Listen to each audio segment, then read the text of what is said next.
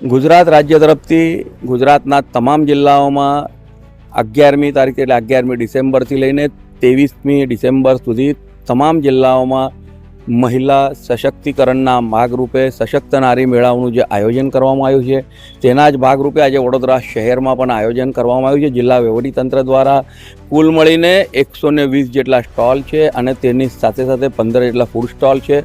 અને આખું જે આયોજન કરવામાં આવ્યું છે તેના માટે જિલ્લા વહીવટીતંત્ર તરફથી કોઈ પણ પ્રકારની ફ્રી આકારવામાં નથી આવતી અને એની સાથે સાથે જે પણ વેચાણ થશે તેના ઉપર પણ કોઈ કમિશન લેવામાં નથી આવતું.